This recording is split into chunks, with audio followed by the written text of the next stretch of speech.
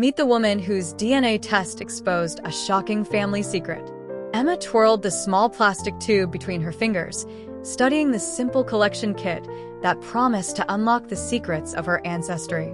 The afternoon sun streamed through her kitchen window, catching the transparent container and creating tiny rainbows on her granite countertop. She hadn't given much thought to her genetic heritage before. Her life was comfortable, predictable, and grounded in the certainty of her loving family's history. The DNA test had been a Christmas gift from her husband, Tom, who knew of her passing interest in genealogy but probably hadn't expected her to actually use it. Before we can continue, if you love your family, subscribe to this channel to help up creating amazing stories. Now, let's continue. What's the worst that could happen? She murmured to herself, breaking the seal on the collection tube. The testing process was simple enough. Spit, seal, and send. As she followed the instructions, Emma couldn't help but smile at how anticlimactic it felt. Here she was, literally packaging up the essence of who she was, and it was about as exciting as paying bills online. Her life had always been a portrait of suburban contentment. The two-story colonial house with its white picket fence, the teaching job she'd held for 12 years at the local middle school, her marriage to Tom, a software engineer who still brought her coffee in bed every Sunday morning. Their two children, Michael and Sophie, were thriving in high school and middle school respectively. Family gatherings were warm affairs filled with her mother's infamous potato salad and her father's terrible dad jokes. As she sealed the package containing her DNA sample, Emma thought about her parents. Her mother, Grace, with her perfectly maintained garden and collection of handwritten recipes passed down through generations. Her father, Robert, who still worked part-time at his architectural firm despite being well past retirement age, simply because he loved creating beautiful spaces for people. They had given her a childhood filled with summer camping trips, holiday traditions, and the kind of steady love that made her feel secure enough to spread her own wings. The weeks following the sample submission passed without much thought about the test. Life continued its comfortable rhythm, grading papers, attending Sophie's soccer games, helping Michael prepare for his SATs. Emma hosted her monthly book club, where the conversation inevitably strayed from discussing the latest bestseller to sharing updates about their children and swapping recipes. It wasn't until a quiet Wednesday evening, as she was clearing out her email inbox, that the notification caught her eye. "Your DNA results are ready." The subject line seemed to pulse with unexpected energy, drawing her attention away from the stack of ungraded essays beside her laptop. Emma clicked the link, expecting to see a predictable mix of European heritage, perhaps some Irish to explain her auburn hair, or maybe a surprise dash of Mediterranean ancestry to account for her olive-toned skin that tanned so easily in summer. The webpage loaded slowly, building anticipation she hadn't realized she'd been holding. The ethnicity results were indeed what she'd expected, primarily British and Irish, with some German and Scandinavian mixed in. She scrolled through the detailed breakdowns, appreciating the colorful charts and historical context provided for each region. But as she moved to the section labeled DNA matches, something caught her eye that made her stomach do an unexpected flip. There, at the top of the list, was a notification that would shake the foundations of her carefully constructed world. Close family match, 99.9% confidence. The name listed wasn't one she recognized: Sarah Mitchell. According to the testing company's relationship predictions, this person was likely a first cousin or half-sibling. Emma sat back in her chair, her hand unconsciously rising to her throat where she nervously played with her necklace, a habit she'd had since childhood. She had all her first cousins meticulously mapped out in the family tree she'd started working on last summer. There was no Sarah Mitchell anywhere in those branches. The bright screen of her laptop cast a blue glow across her face as she leaned forward again, scrutinizing every detail provided about this mysterious match. The profile was sparse, no photo, no family tree attached, just a name and the stark percentage indicating their close genetic relationship. Emma's mind raced through possibilities. Could this be a child given up for adoption by one of her aunts or uncles? A secret cousin from a family feud she'd never heard about? Her fingers hovered over the keyboard as she contemplated sending a message through the website system. The house was quiet except for the distant sound of the dishwasher running its evening cycle and the occasional creaking of the heating system coming to life against the autumn chill. Tom was working late. The kids were at their respective activities, and Emma sat alone with a discovery that suddenly made her question everything she thought she knew about her family. She clicked on Sarah Mitchell's profile again, searching for any additional information she might have missed. The testing company provided a feature showing shared matches, and Emma noticed that Sarah shared DNA with relatives on her father's side of the family. This detail made her pause, a slight tremor running through her hands as she considered the implications. The familiar surroundings of her home office suddenly felt different, as if the family photos on the walls were watching her with new eyes. There was the portrait from last Christmas, everyone in matching sweaters, her parents, her brother James and his wife, her own family. The smiles seemed to hold secrets now, mysteries hiding behind the perfect pose and coordinated outfits. Emma opened a new browser tab and typed Sarah Mitchell into the search engine. The results were overwhelming. Hundreds of Sarah Mitchells across the country, their digital footprints scattered across social media platforms and professional websites. Without more information, finding the right Sarah would be like searching for a specific grain of sand on a beach. She thought about calling her mother right then, asking outright if the name meant anything to her. But something held her back. The weight of this discovery felt too heavy for a casual phone call, too potentially devastating to bring up without careful consideration. Instead, she began methodically documenting everything she knew, her teacher's instinct for organization taking over. In a new document, she listed the facts.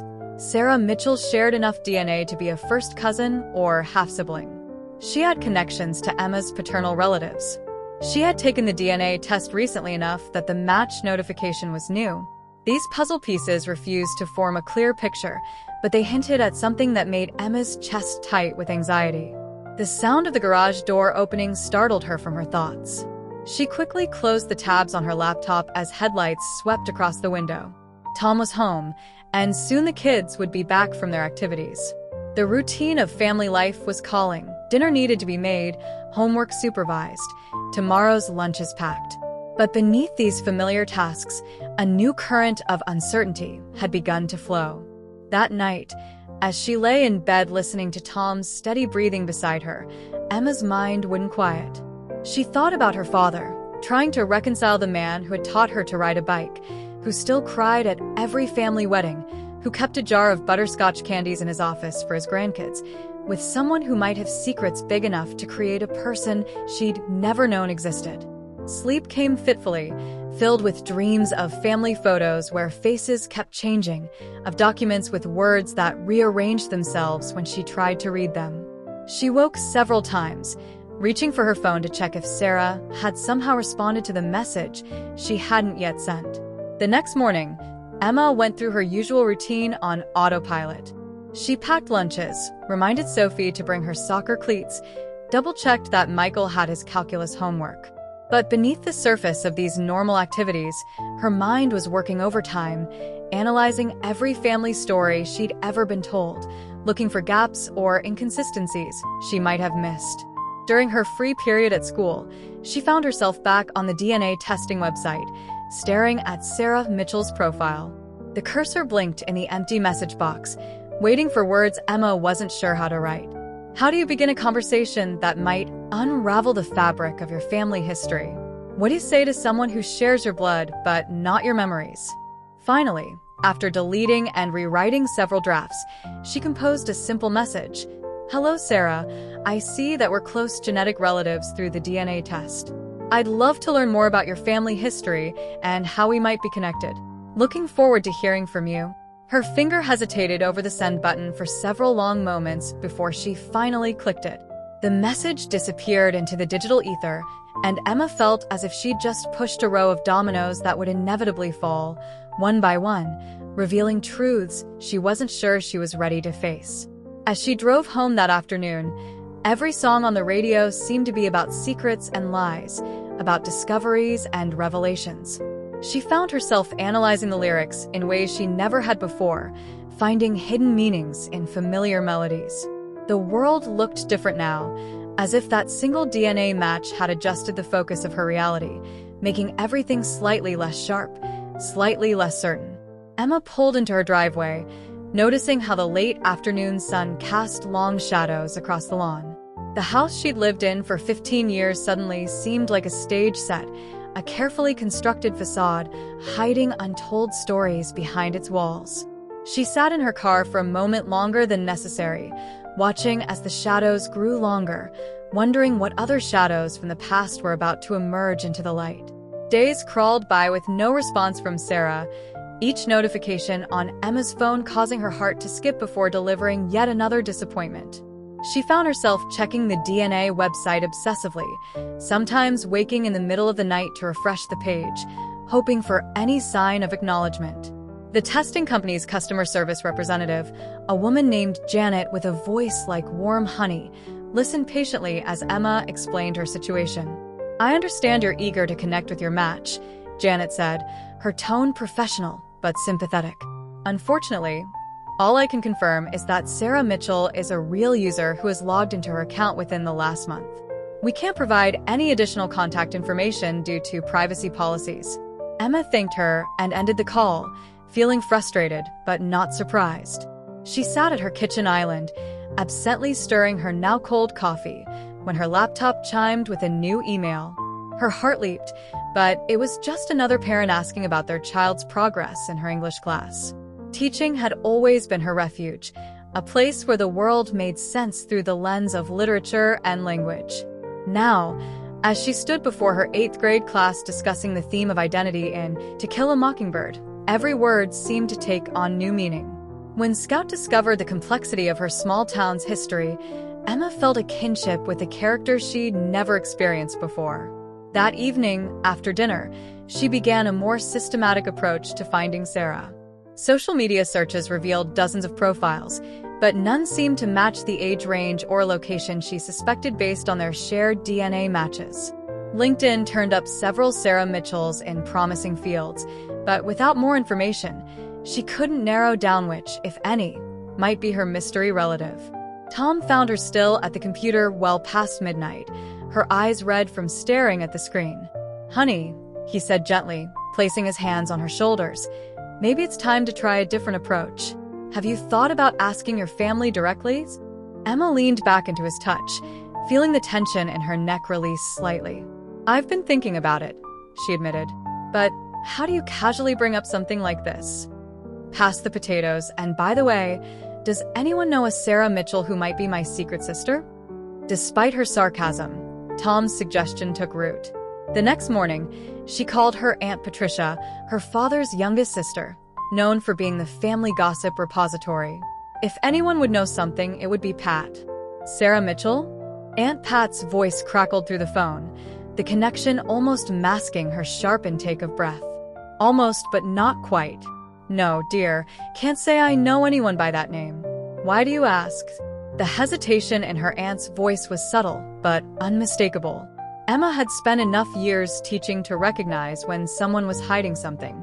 "Oh, just curious," she said, keeping her tone light. "I came across the name recently and thought it sounded familiar." "Well, Mitchell is a common name," Pat replied quickly, too quickly. "Listen, sweetie, I've got to run.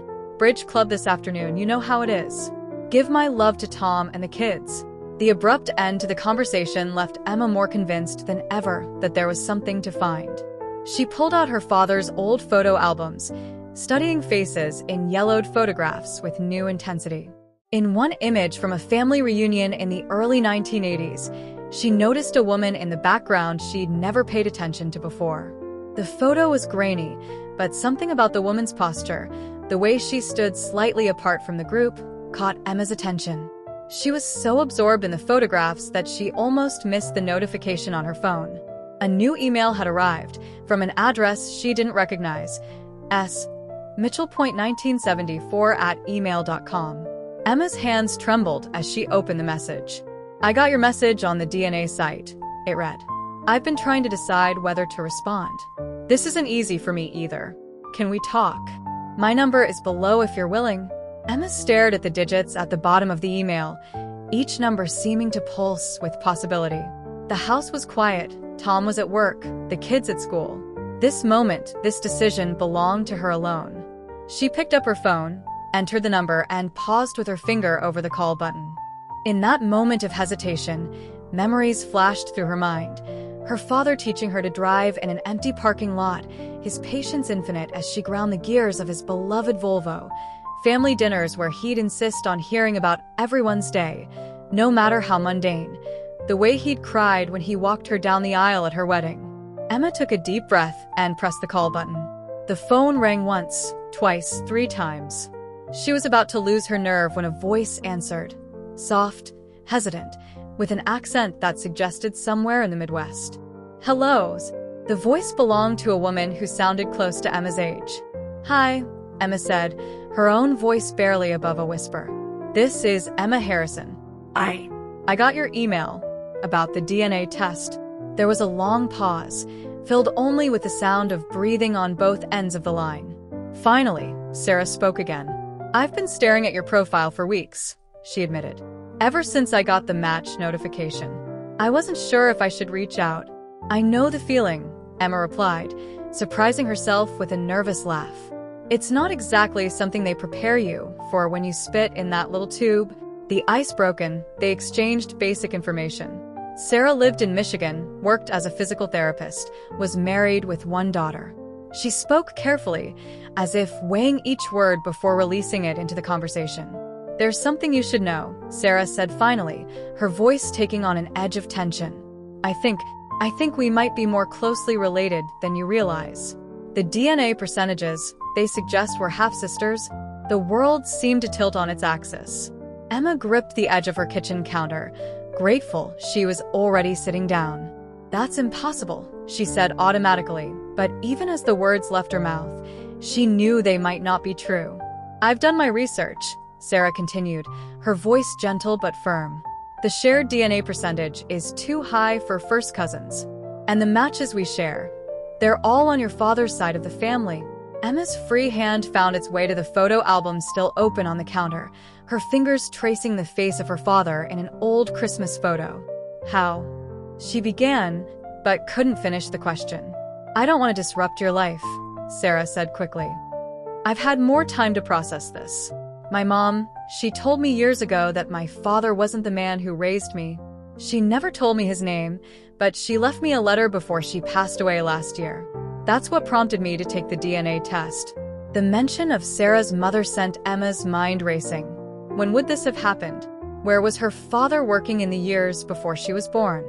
She tried to construct a timeline in her head, but the pieces refused to align properly. I have so many questions, Emma said, her voice shaking. But I'm not sure I'm ready for all the answers. I understand, Sarah replied. I've been living with questions my whole life. A few more weeks or months won't make a difference. But would you be willing to meet? Sometimes it's easier to talk about these things in person. Emma found herself nodding before remembering she was on the phone. Yes, she said. Yes, I think I would like that. But I need some time to process this first. And I haven't talked to my family about any of this yet. Of course, Sarah said. I'm not going anywhere. When you're ready, we can meet wherever you're comfortable. I travel to Chicago sometimes for work. Maybe somewhere in between. They agreed to stay in touch by email, giving Emma time to digest this new reality. After hanging up, she sat motionless at her kitchen counter, watching the afternoon light shift across the floor. The house felt different somehow, as if the walls themselves were holding their breath, waiting to see what she would do with this information. She picked up her phone again, looking at her recent calls.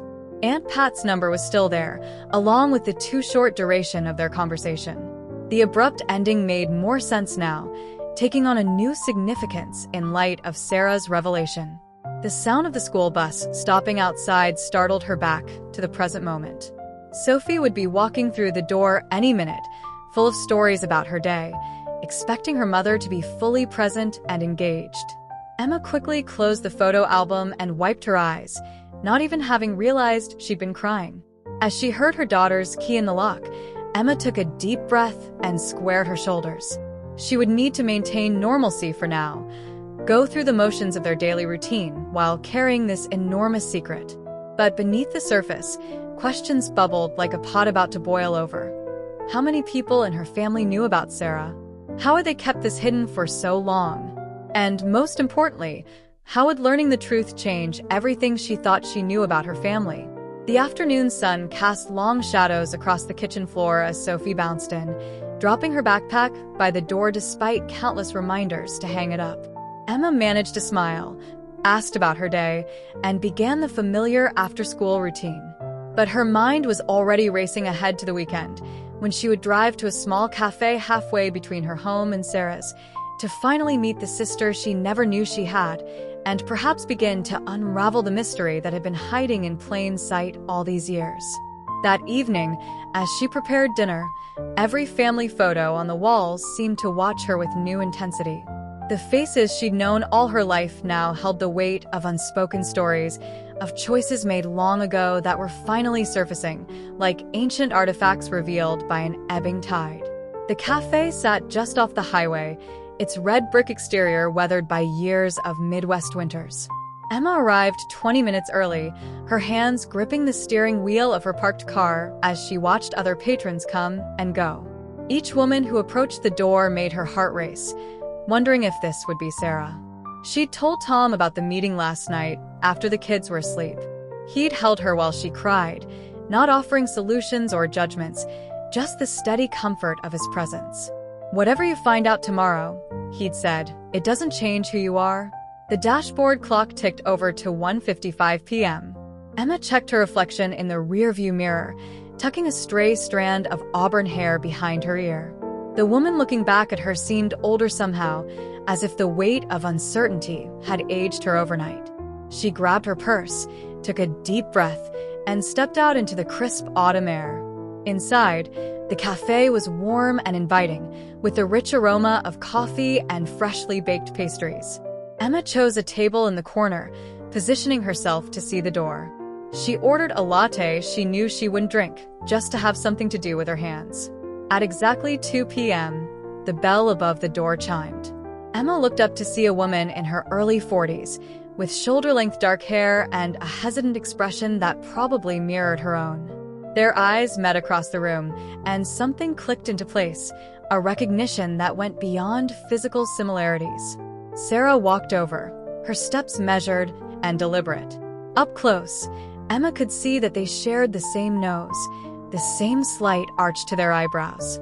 It was like looking at a photo of herself that someone had altered just enough to make uncanny. "Emma?" Sarah's voice was softer in person than it had been on the phone. Emma stood, both women awkwardly hovering between a handshake and a hug before settling on the former. The contact was brief, but charged with significance, their first physical connection. "Thank you for coming," Emma said, gesturing to the chair across from her. I've been thinking about this meeting all week." "Me too," Sarah replied, setting her bag down and unwinding a gray scarf from her neck. "I almost turned around 3 times on the drive here." They sat in silence for a moment, studying each other. Emma noticed that Sarah had their father's hands, the same long fingers that could span an octave on the piano. The observation made her throat tight. A waitress appeared to take Sarah's order, just plain coffee, black. When she left, the silence returned, heavier this time with the weight of unasked questions.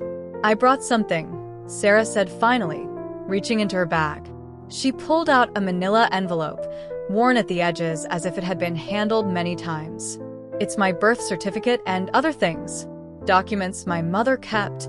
Emma watched as Sarah carefully extracted several papers from the envelope, laying them on the table between them like pieces of a puzzle.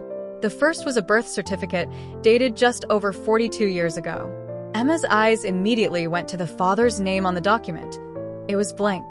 "My mother never put his name on the certificate," Sarah explained, her fingers trailing over the empty space.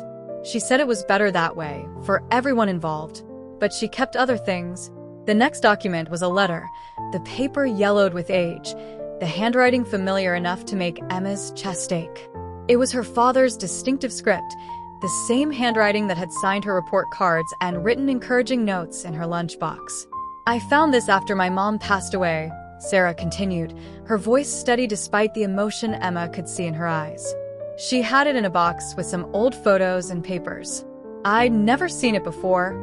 Emma's hands trembled as she picked up the letter. It was dated March 1982, nearly a year before her own birth. The words swam before her eyes as she tried to read. Margaret, I received your letter. I want you to know that I understand your decision, and I respect it. The check enclosed should help with expenses. I know this isn't what either of us wanted, but my family situation, I can't risk losing everything. I'm sorry. Please destroy this letter after you've read it. Robert, the coffee arrived, creating a momentary distraction. Emma was grateful for the interruption, needing those few seconds to compose herself. She watched as Sarah added a packet of sugar to her coffee, stirring it with the same deliberate motion their father used when making his morning tea. There's more, Sarah said quietly, pulling out a small stack of photographs. Mom kept these too, though she never showed them to me until I was older. She said she wanted me to know where I came from, even if she couldn't tell me everything. The photos were typical early 80s snapshots, slightly faded, with that distinctive warm tone of old Kodak film. They showed a younger version of Emma's father with a woman she assumed was Sarah's mother. They looked happy, carefree even, standing in front of a lake, sitting at what appeared to be a restaurant table, laughing at some forgotten joke. Emma studied the woman in the photos, Margaret, she reminded herself. Sarah's mother had been beautiful, with dark hair like her daughter's and a wide, genuine smile. In one photo, she was looking at Robert with an expression of such open adoration that Emma had to look away. Your mother, Emma began, then paused, unsure how to phrase her question. Was she happy? Later, Sarah's hands wrapped around her coffee cup, seeking its warmth. She had a good life, she said after a moment. She married when I was 5, Jim, the man I grew up calling Dad. He was wonderful to us both. But she always kept these things, this piece of her past. I think part of her never really let go. Emma nodded, thinking of her own mother, Grace. Had she known about Margaret, about Sarah? The thought of her mother carrying this knowledge through decades of family dinners and holiday celebrations made her feel slightly ill. The DNA test results, Emma said, pulling out her own phone to show Sarah the matching profiles. They're pretty definitive, aren't they? Sarah nodded, reaching into her bag one last time. I had a private test done too, after I found the letter. Just to be sure. She produced another document, this one crisp and official looking. It confirms we share a father. There's no doubt. The scientific confirmation somehow made it more real than all the letters and photographs. Emma felt tears welling up in her eyes, not from sadness exactly, but from the overwhelming weight of this new reality. I have so many questions, Emma said, wiping her eyes with a napkin. But I'm not sure which ones I'm ready to hear the answers to. I understand, Sarah replied, reaching across the table to touch Emma's hand briefly. I've had years to process this, and I still have questions. Finding you, it answers some things, but opens up so many more. They spent the next hour sharing stories, carefully at first, then with growing openness. Sarah told Emma about growing up in Michigan, about her mother's talent for painting and her stepfather's dedication to attending every one of her soccer games. Emma shared stories about their father, his love of architecture, his habit of humming while he cooked, the way his eyes crinkled at the corners when he really smiled. He does that in these photos too, Sarah said softly, pointing to one of the snapshots. The eye crinkle. I used to do that in photos as a kid, and Mom would get this look on her face. The afternoon light was fading by the time they realized how long they'd been talking. The cafe had emptied and refilled with the after-work crowd, their corner table becoming an island of intimate conversation in a sea of casual coffee drinkers. I should get going, Sarah said, beginning to gather her documents. My daughter has a piano recital tonight. Piano? Emma couldn't help but smile. Dad would love that. He taught me to play when I was little. The moment hung between them, heavy with implications. Would their father ever know about Sarah's daughter? Would there ever be a family gathering where all the secrets were finally laid bare? As they stood to leave, Emma found herself reaching for Sarah's hand. Thank you, she said. For being willing to meet, for sharing all of this. I know it couldn't have been easy. Sarah squeezed her hand in return. Thank you for being willing to listen. for not running away when I told you who I might be." They walked to their cars together, the autumn wind whipping leaves around their feet. Before they parted, they exchanged one more look, sisters seeing each other clearly for the first time, recognizing pieces of themselves in each other's faces. "I'll be in touch," Emma promised, meaning it. "I need some time to think about everything, to figure out how to handle this with my family. But I'd like to stay connected, if that's okay." "I'd like that too," Sarah replied. "Take whatever time you need.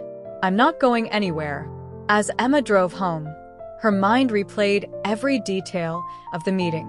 The manila envelope full of history. The careful way Sarah spoke about their father, never accusatory, but tinged with a lifetime of wondering. The shared mannerisms they'd both noticed but hadn't mentioned. The way they both tucked their hair behind their ears when nervous. How they both stirred their drinks exactly 3 times. The sun was setting as she pulled into her driveway, painting the sky in shades of orange and purple. Through the front window, she could see her family moving about the kitchen, Tom helping Michael with homework at the counter, Sophie setting the table for dinner. The sight of their normal evening routine made her pause before getting out of the car. Everything looked the same, but nothing was. She carried now not just the weight of her own truth, but Sarah's as well. And soon, she would have to decide what to do with it all. Emma spent 3 days carrying the weight of her knowledge, feeling it press against her chest every time she looked at her father's number in her phone. The weekend approached with the inevitability of an oncoming storm, and she knew she couldn't put off the conversation any longer. She called her parents on Thursday evening, asking if she could come over on Saturday morning. Just her, she specified, no kids or Tom this time. "Of course, sweetheart," her mother had said, a note of concern in her voice. "Is everything all right?" "We just need to talk," Emma replied, the words feeling inadequate for the conversation to come. Saturday morning dawned clear and cold, the kind of autumn day that usually filled Emma with energy. Today, however, the crispness in the air only served to sharpen her anxiety.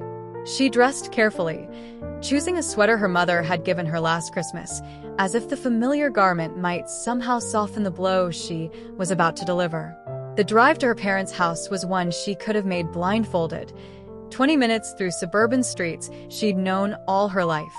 The maple trees lining their street were ablaze with red and gold leaves, and their yard was carpeted with them. Her father was always meticulous about raking, but today the leaves lay untouched, as if nature itself was holding its breath. Emma parked behind her mother's car in the driveway, noting that her father's Volvo was in its usual spot in the garage. No escape routes for anyone, she thought grimly. She sat in her car for a moment, her hand instinctively going to her purse where Sarah's documents lay carefully folded in a manila envelope. She'd made copies, just in case, though she wasn't sure what she was protecting against.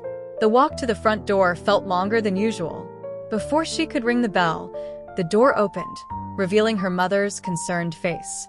Grace Harrison had aged gracefully, her silver hair framing a face that still carried the warmth that had comforted Emma through countless childhood troubles. "Emma, honey," Grace said, pulling her daughter into a hug. "Come in. I've just made coffee." The house smelled the same as it always had, a mixture of coffee, her mother's signature vanilla candles, and the lingering scent of whatever had been cooked for dinner the night before. The familiarity made Emma's throat tight. How many Sunday dinners had they shared in this house? All of them pretending there weren't empty chairs that should have been filled. Her father was in the kitchen, standing at the counter where he'd helped her with homework countless times. Robert Harrison had always been a handsome man, and even in his 70s, he carried himself with the same quiet dignity she remembered from childhood. Today, however, she noticed the slight tremor in his hands as he poured coffee into 3 mugs. "There's my girl," he said, smiling that crinkle-eyed smile that she now knew Sarah shared. "What brings you over so early on a Saturday?" Emma accepted the coffee but didn't drink it, instead wrapping her hands around the warm mug as they all settled at the kitchen table. The morning sun streamed through the windows, catching the dust motes in the air and making them dance like tiny stars. "I need to talk to you both about something," Emma began, her voice steadier than she expected. Actually, I need to ask you some questions, and I need you to be honest with me. Her parents exchanged a quick glance. So brief, she might have missed it if she hadn't been watching for it. Her mother's hands clasped together on the table, a gesture Emma recognized as one of her tells when she was nervous. Of course, honey, Grace said. You can ask us anything. Emma reached into her purse and withdrew the envelope. She placed it on the table but kept her hand on it, not ready yet to reveal its contents. I took a DNA test, she said, watching their faces carefully. One of those ancestry tests. Another glance between her parents, this one longer. Her father's coffee mug made a soft clink as he set it down, his hands no longer quite steady enough to hold it. Those tests aren't always accurate, her mother said quickly, too quickly. I read an article about how they can make mistakes. Mom, Emma interrupted gently. Please, let me finish. She took a deep breath, then turned to her father. The test connected me with someone, a half-sister. The word fell into the kitchen like a stone into still water, sending ripples of silence outward. Her father's face had gone pale, the morning sun now highlighting every line and shadow. Her mother's hands had moved to her throat, fingers pressed against her collarbone in a gesture so similar to Emma's own nervous habit that it made her heart ache. Her name is Sarah Mitchell, Emma continued into the silence. I've met her. She showed me letters, Dad. Your letters. To her mother, Margaret. Robert Harrison closed his eyes, his shoulders sagging as if the weight of 40 years had suddenly landed on them. When he opened them again, they were bright with unshed tears. Emma, he began, his voice rough. I never meant. You knew? Emma turned to her mother, the question burning in her throat. All this time you knew? Grace reached for her daughter's hand across the table, but Emma pulled back. The hurt that flashed across her mother's face was almost enough to make her regret the gesture. Almost. I found out a few years after it happened, Grace said softly. Your father told me everything. We worked through it. It was a different time, Emma. We made decisions we thought were best for everyone. Best for everyone? Emma's voice cracked. What about Sarah? What about her growing up without a father? What about all the family gatherings where she should have been there, all the Christmases and birthdays, and she stopped, choking on the words. I sent money, her father said, the words coming out in a rush. Every month, until Sarah turned 18. I made sure they were taken care of, financially at least. Margaret agreed it was better this way. She had met someone else, a good man who loved Sarah as his own. Emma opened the envelope and spread out the documents on the table, the birth certificate, the letters, the photos. Her parents stared at them like they were looking at ghosts. In a way, they were. She has your smile, Dad, Emma said, pushing one of the photos toward him. And your hands. She plays piano. Did you know that? Her daughter has a recital tonight. Robert picked up the photo with trembling fingers. I didn't know, he whispered. I haven't. I couldn't let myself know anything. It was the only way I could live with what I'd done. How? Emma asked, the question encompassing everything. How could he have kept this secret? How could he have chosen this path? How could he have lived with it all these years? Her father set the photo down carefully, as if it might shatter. I was young, he began, then shook his head. No, that's not an excuse. I was married, your mother was pregnant with you, and I made a terrible mistake. Margaret and it wasn't just an affair. We cared for each other. But when she told me she was pregnant, I panicked. I had a family, a career that was just taking off. I convinced myself that the kindest thing would be to provide financial support, but stay away. Kindest for whom? Emma asked, but she could see the answer in his face. Kindest for him, for his comfortable life, for the family he didn't want to lose.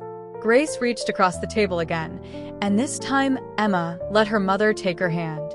We should have told you, she said. As you got older, we discussed it sometimes, but it never seemed like the right time. And then so many years had passed. Sarah's mother died last year, Emma said, watching her father flinch at the news. That's why she took the DNA test. She found the letters after Margaret passed away. She's known about you for months, Dad. She's known, and she hasn't tried to contact you or make demands. She just wanted to understand where she came from. The kitchen fell silent again, broken only by the soft ticking of the clock on the wall, the same clock that had marked time in this room for as long as Emma could remember. How many secrets had it witnessed? "What happens now?" her father asked, his voice small and uncertain in a way she'd never heard before. Emma gathered the documents back into the envelope, her movements deliberate. "That depends," she said. "Sarah isn't asking for anything. She has her own life, her own family. But she's my sister, and I want to know her. I want my children to know their aunt. And I think you owe her at least the chance to know you if she wants to." She watched as her parents absorbed this, saw the fear and uncertainty in their faces give way to something else. Perhaps relief, perhaps resignation, perhaps a mixture of both. "Your brother should know," Grace said finally. "James, he has a right to know. He has another sister." Emma nodded, thinking of her younger brother who shared so many of their father's features she now saw echoed in Sarah's face. "I'll tell him," she said. "Unless you'd prefer to." Robert shook his head. "No," he said firmly. "I've hidden enough. It's time I faced what I did. All of it. I'll tell James myself." He paused, then added softly, "And if she would be willing to meet me, I'll ask her," Emma promised, standing up. She felt drained but somehow lighter, as if sharing the weight of this secret had freed something inside her. "But you need to be sure, Dad. She's lived her whole life without you. If you're going to be in her life now, it has to be for real. No more hiding." Her parents walked her to the door, both looking older than they had when she'd arrived. On the porch, her mother hugged her tightly. "I'm so sorry," Grace whispered. "We thought we were protecting you." "I know," Emma said, and she did.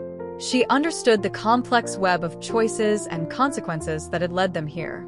Understanding didn't make it right, but it made it human. As she drove home, Emma thought about the photos in her envelope, her father and Margaret, young and smiling, unaware of how their choices would ripple through decades. She thought about Sarah, practicing piano with her daughter for tonight's recital, carrying their father's musical gift without knowing its source.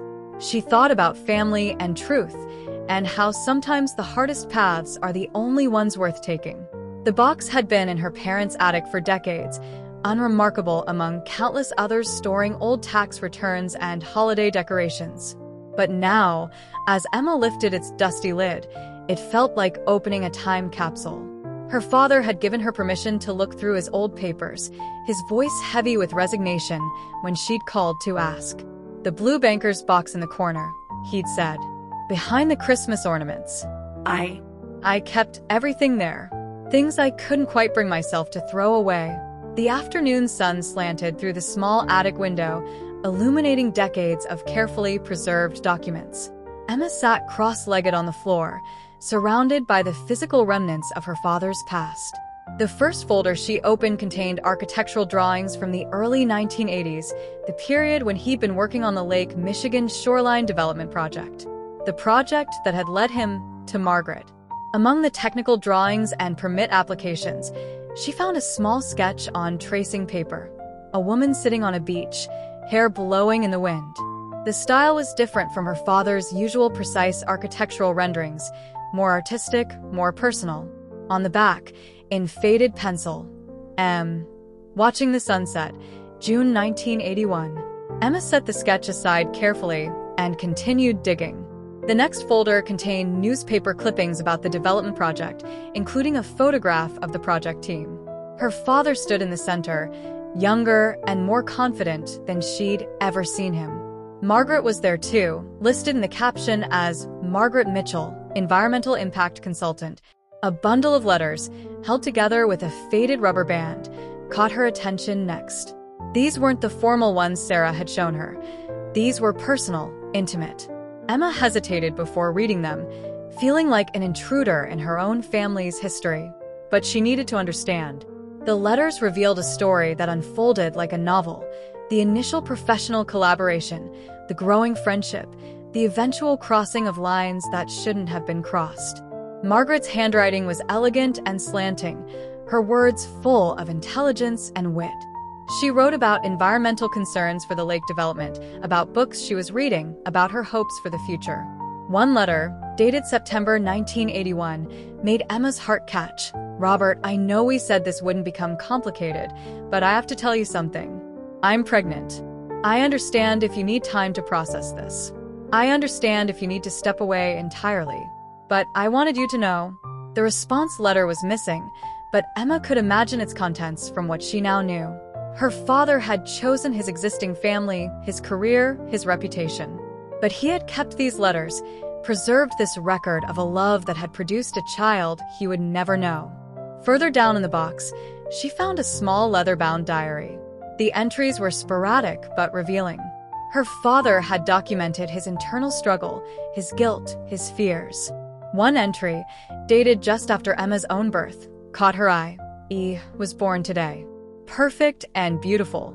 When they placed her in my arms, all I could think about was the other baby, the one I'll never hold." Grace was radiant, so happy. She deserves that happiness. I can't destroy it, but every time I look at E, I wonder about the other one. Is she healthy? Does she have my eyes? Will I ever know? Emma wiped tears from her cheeks, the paper beneath her fingers slightly warped from where others' tears had fallen years ago. She found more recent entries, too. Brief notes about checks sent, updates gleaned from distant mutual acquaintances about Sarah's life. Sarah graduated high school today, according to Tom P., who saw the announcement. Valedictorian. I sent an anonymous graduation card. I wonder if she knew it was from me. There were newspaper clippings, too, small-town Michigan papers with articles about academic achievements, piano recitals, sports victories. Her father had tracked Sarah's life from afar, collecting these pieces of paper like precious artifacts, never reaching out but never quite letting go. A small envelope contained photographs she hadn't seen before. Unlike the ones Sarah had shared, these were taken from a distance. Sarah at a high school graduation, walking across a stage her father had never stood on. Sarah in a wedding dress, entering a church where he wasn't waiting to walk her down the aisle. Sarah holding a baby, her own daughter, the granddaughter her grandfather had never met. At the bottom of the box, Emma found something unexpected, a sealed envelope addressed to Sarah. Never sent, dated just 5 years ago. With trembling fingers, she opened it, knowing her father had kept this letter more for himself than for its intended recipient. Dear Sarah, you don't know me, though in many ways I know you. I've watched you grow up from a distance, collecting snippets of your life like precious stones. Every achievement, every milestone, I've celebrated them silently, proudly, and with a regret so deep it has become part of who I am. I tell myself I made the right choice for everyone involved. Your mother found happiness with a man who could be there for you both. My wife and children were spared pain and scandal. But in my darkest moments, I wonder if I was simply a coward, choosing the easy path over the right one. You've become an extraordinary woman. I see your mother in your grace, your determination. And sometimes, in photos, I see myself in the way you hold your head in your smile. I have no right to feel proud, having contributed nothing but DNA to your life. But I am proud, achingly so. Perhaps one day you'll discover the truth. Perhaps you already know. If you're reading this, know that my absence in your life was never about you. It was about my weaknesses, my fears. You deserved better. Your father, Robert. Emma carefully refolded the letter, her vision blurred with tears. The sun had shifted, casting long shadows across the attic floor. In this light, the dust motes dancing through the air seemed to carry the weight of time itself, each particle a moment lost, a word unspoken, a choice unmade. She found more evidence of her father's silent witnessing of Sarah's life. A program from a college piano recital, a small newspaper clipping about her graduation from physical therapy school, even a birth announcement for her daughter, carefully preserved between sheets of acid-free paper. There were documents about Margaret too, obituaries from mutual friends, updates about her life that had made their way back to Robert through the years. Emma learned that Margaret had indeed found happiness with Jim Mitchell, who had adopted Sarah and loved her as his own. They had built a good life together, filled with music and laughter and love. But there were shadows too. Notes in her father's diary about sleepless nights, about moments when he'd almost broken his silence, almost reached out. The weight of his secret had taken its toll in ways Emma was only now beginning to understand. She found a photo of her own family at last year's Christmas gathering, and behind it, a picture of Sarah's family from a community newspaper. Her father had placed them together, these two branches of his life that had never touched until now.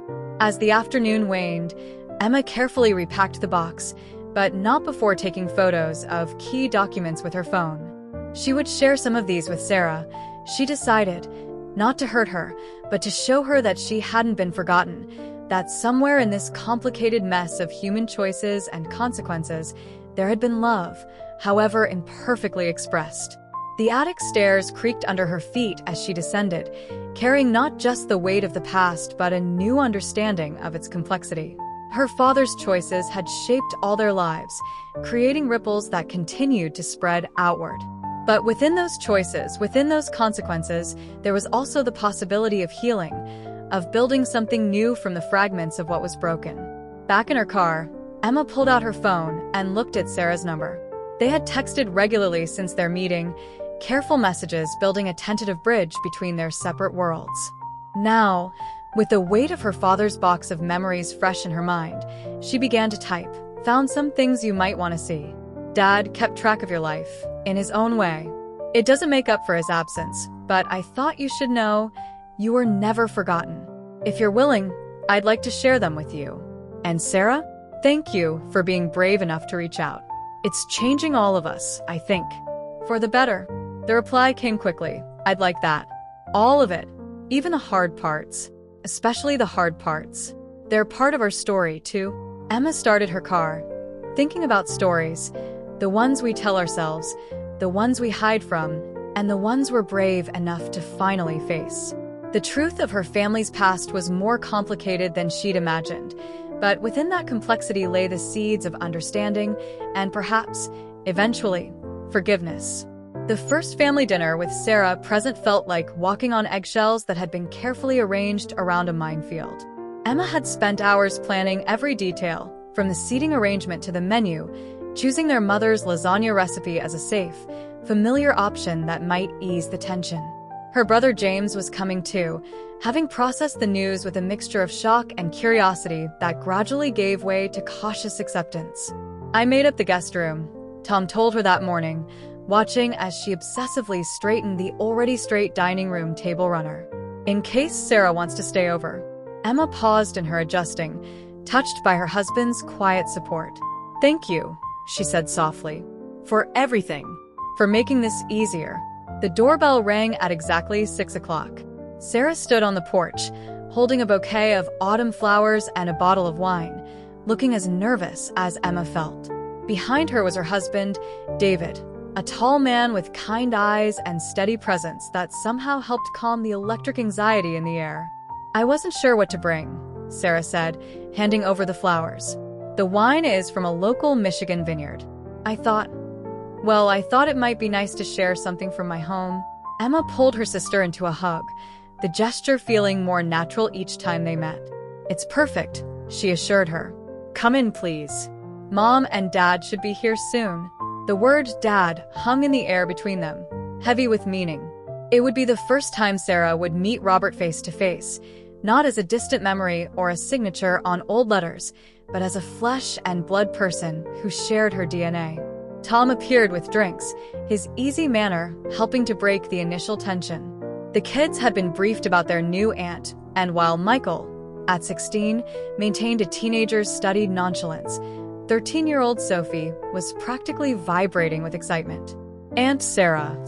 Sophie bounded forward, any sense of propriety forgotten. "Mom says you play piano too. Can you teach me something, please?" Sarah's face lit up with genuine warmth. "I'd love to. Maybe after dinner?" She glanced at Emma for approval, and Emma nodded, grateful for her daughter's natural ability to cut through awkwardness.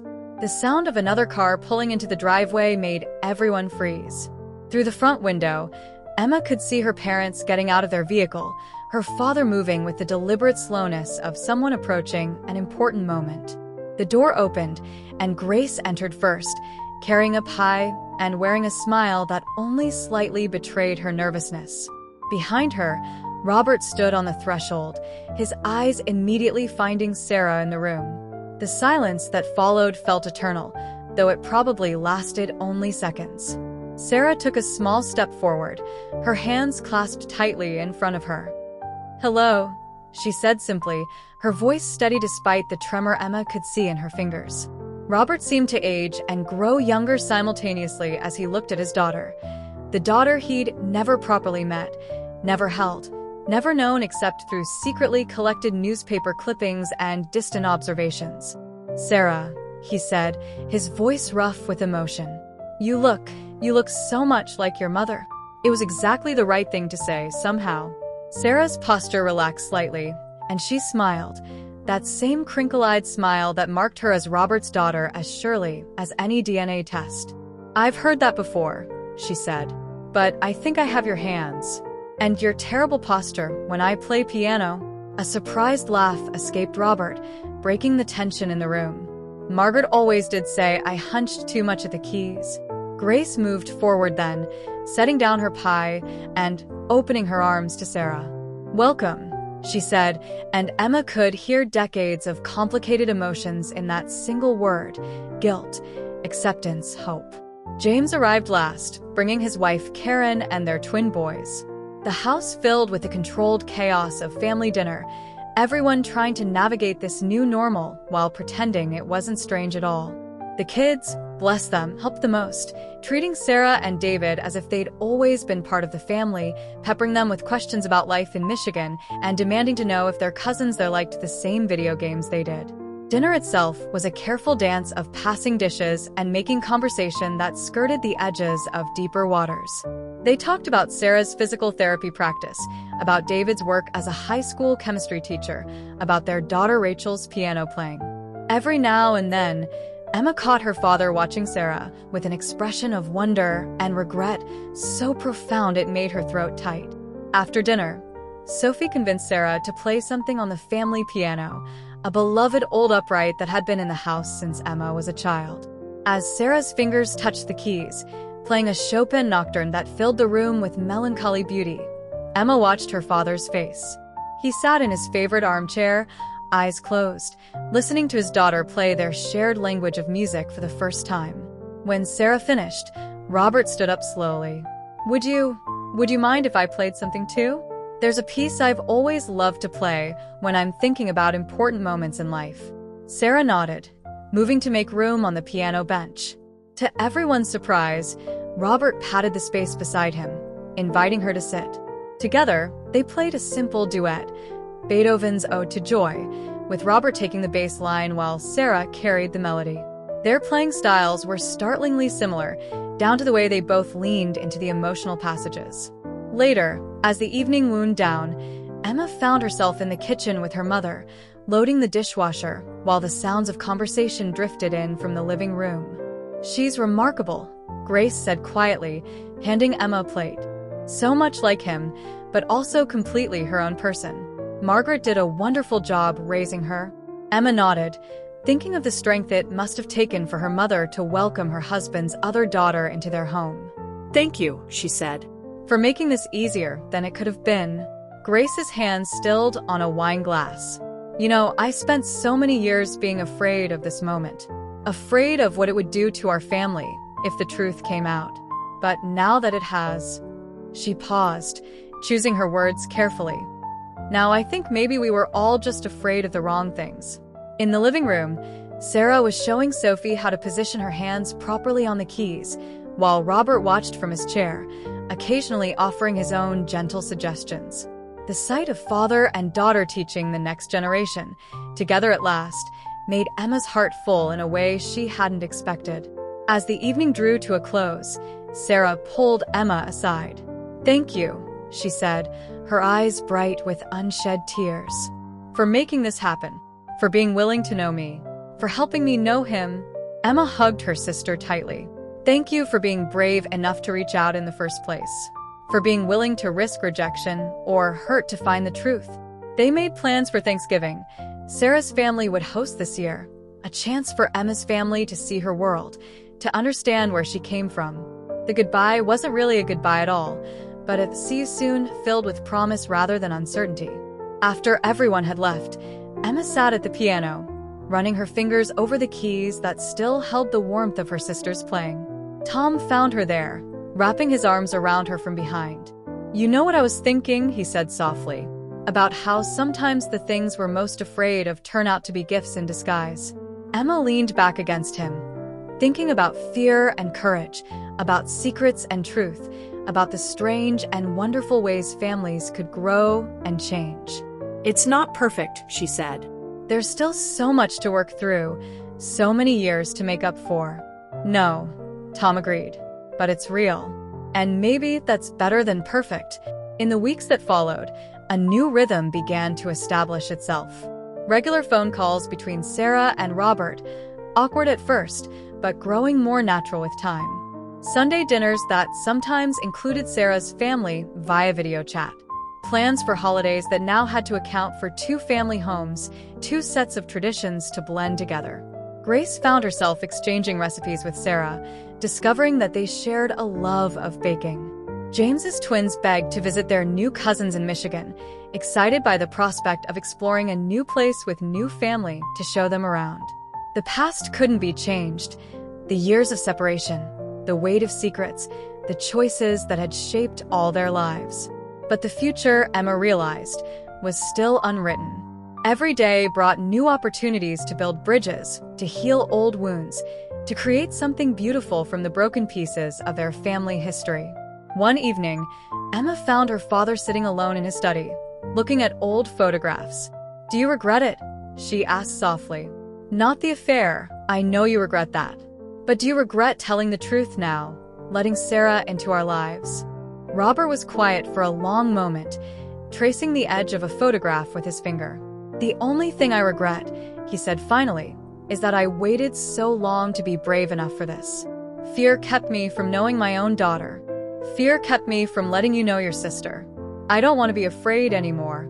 Emma sat with him, looking at the photographs that now told a fuller, more complex story than before. Outside, the autumn was giving way to winter, the seasons changing just as their family was changing. Not always easily, not always gracefully, but with a persistent hope that something stronger and more beautiful was emerging from the transformation. 1 year after the DNA test that changed everything, Emma sat in her backyard, watching as her whole family, gathered for a summer barbecue. The scene before her would have been unimaginable 12 months ago.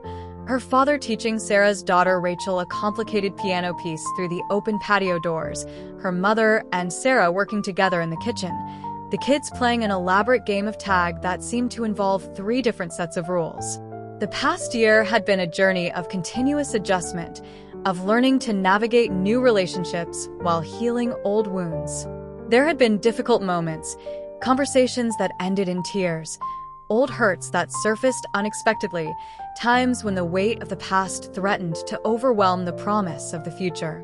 But there had also been moments of unexpected joy, of connections forged stronger than anyone had dared to hope. Emma remembered the first time Sarah called their father Dad, not deliberately, but naturally, in the middle of a conversation about Rachel's piano recital. The word had hung in the air for a moment, and Emma had watched her father turn away quickly, wiping his eyes when he thought no one was looking. The relationship between Grace and Sarah had been perhaps the most surprising development.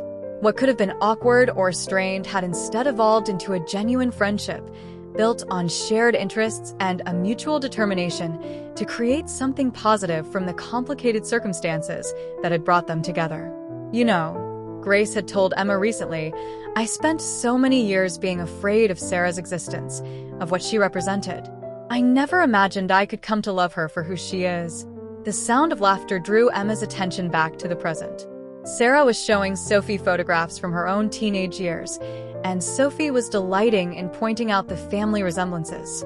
"Look, Mom," Sophie called out. "Aunt Sarah had braces too. And she used to wear her hair exactly like you did in high school." Emma moved closer to look at the photos, smiling at the image of teenage Sarah at a piano recital, her posture a mirror of their father's. "Dad's going to want copies of these," she said, watching as Sarah nodded in agreement. They had begun building a new family album together, one that acknowledged both the separations of the past and the connections of the present. Photos of Sarah's childhood were carefully labeled with dates and occasions, taking their place alongside Emma's own childhood memories, creating a more complete family history. Robert had thrown himself into the role of father and grandfather with a dedication that seemed fueled by decades of held-back love. He attended Rachel's piano recitals, beaming with pride from the audience. He called Sarah regularly, their conversations growing from awkward exchanges to genuine discussions about music, architecture, life. The healing wasn't just within their immediate family. James had embraced his role as Sarah's brother with enthusiasm, his natural optimism helping to bridge difficult moments. His twins had declared their new cousin Rachel the coolest, largely because she taught them to play the theme from Star Wars on piano. Even the extended family had gradually come around. Aunt Pat, who had once been so quick to change the subject at the mention of Sarah's name, had become one of her strongest advocates within the family circle. "Blood will out," she'd say proudly, watching Sarah and Emma together. Anyone with eyes can see their sisters. The process of integration hadn't always been smooth. There were still relatives who struggled with the change, who questioned the wisdom of bringing past secrets to light. But Emma had learned that family wasn't about perfect harmony. It was about finding ways to work through the discord to create something meaningful. Tom appeared at her side, offering her a glass of iced tea. "Penny for your thoughts?" he asked, following her gaze to where Sarah and her father were now sitting together at the piano, their heads bent close as they discussed some technical aspect of the piece Rachel had been learning. "I was just thinking about how much has changed," Emma said, leaning against her husband's shoulder. "And how some changes, even when they're difficult, turn out to be exactly what we needed." The evening mellowed into one of those perfect summer moments that seemed to stretch forever. As the adults gathered around the patio table, their conversations flowing easily between serious and lighthearted topics, Emma found herself studying the faces she loved, seeing them all in a new light. Her father had gained something she couldn't quite name, a peace, perhaps, or a completion that had been missing before. The weight of his secret had aged him, but the truth, although painful, had ultimately set him free. He laughed more easily now, loved more openly, as if allowing Sarah into his life had unlocked a part of himself he'd kept carefully closed away. Sarah had found her place within the family with a grace that amazed Emma. She brought her own traditions, her own stories, her own way of seeing the world, enriching their family narrative rather than disrupting it. She had even begun teaching piano lessons to Sophie, their weekly sessions becoming a special time for aunt and niece to bond. Grace, too, had been transformed by the experience. The fear that had lived in her eyes for so many years, fear of discovery, fear of losing what she had been replaced by a different kind of awareness. She had learned that love wasn't a finite resource to be guarded, but something that grew stronger when shared. As the sun began to set, casting long shadows across the yard, Rachel sat down at the piano and began to play, a piece she had composed herself, inspired by the story of her newly united family. The music wove together themes of longing and discovery, separation and reunion, building to a resolution that somehow managed to acknowledge both the pain of the past and the hope of the future. Emma watched as her father listened, tears running unashamedly down his face. Sarah sat beside him, her own eyes bright with emotion, their shared love of music creating a bridge across the years they had lost. Later, as they were cleaning up, Emma found herself alone in the kitchen with Sarah. "Sometimes I still can't believe how much has changed," Sarah said, wrapping leftovers in foil. "A year ago, I was just hoping to find some medical history, maybe a distant cousin who could tell me a little about where I came from. Instead, I found everything." Emma reached for her sister's hand, squeezing it gently. "We all found something we didn't know we were missing," she said. "Maybe that's what family really is, not just the people we're born to, but the connections we're brave enough to build." The next morning, Emma woke early and sat in her quiet house, thinking about the journey they had all taken. The DNA test that had started it all still sat in her desk drawer, a simple plastic tube that had unlocked so much change.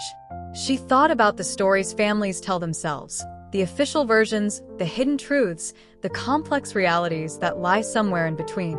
Their story wasn't a fairy tale of perfect reunion. It was messy and complicated and real.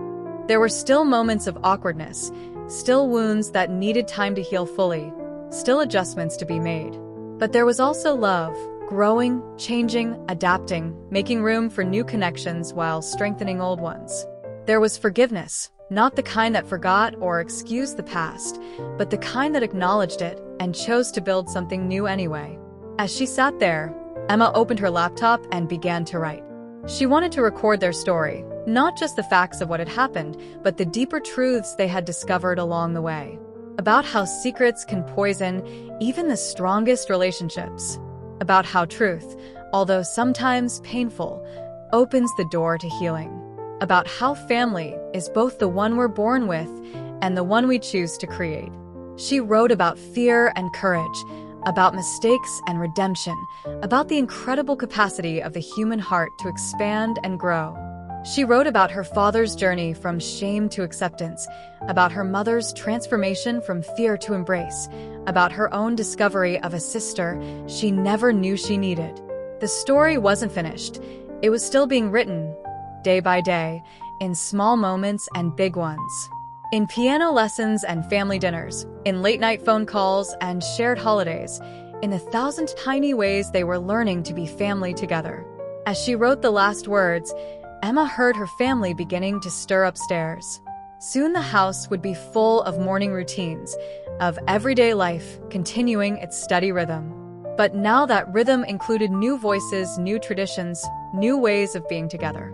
She saved the document and named it simply, Our Story, because that's what it had become. Not his story or her story, not a secret or a scandal, but their shared narrative of loss and discovery, of separation and reunion, of the endless capacity of love to heal and transform. The morning sun streamed through her window, painting patterns on her desk. Somewhere in Michigan, Sarah would be starting her day too, part of their family now in all the ways that mattered.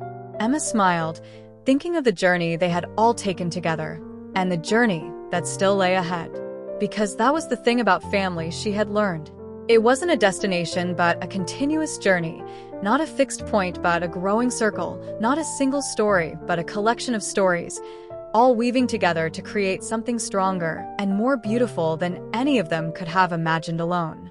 Disclaimer: this channel does not support or tolerate any form of discrimination, racism, prejudice, or violation of human rights. The stories presented here are original and created by the author with the aim of promoting reflection, awareness, and dialogue. All content is developed with respect for diversity and the dignity of all people.